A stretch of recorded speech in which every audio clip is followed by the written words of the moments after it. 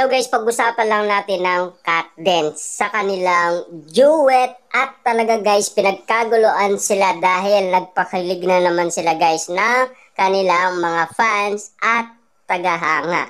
Kitang-kita naman natin kasi guys na talagang sumisigaw ang mga Kat Dance fans sa kanila at nabuhayan muli ang kanilang kaligayaan dahil nakita na naman nila ang kanilang idolong si Catherine Bernardo at si Alden Richard. Siyempre guys, no, ito lang kasi ang kanilang inihintay, ang kanilang pagbabalik tambalan. Siyempre guys, no, matagal na nga naman nilang nire-request ito.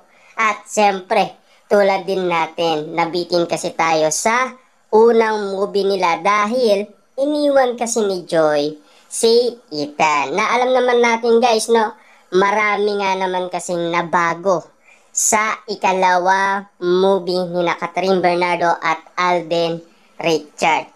Kitang-kita naman natin kasi guys yung mga eksenang nangyari sa Calgary, Alberta, Canada, kung saan nangyari ang shooting ni Alden Richard at Catherine Bernardo bilang sa kanilang karakter na si Ethan at si Joy. Siyempre guys, no, kitang-kita naman natin na pinagkakaguluhan din sila ng mga netizens na nasa Canada. Siyempre, take note, 'di ba? Hindi lang naman doon, 'di ba?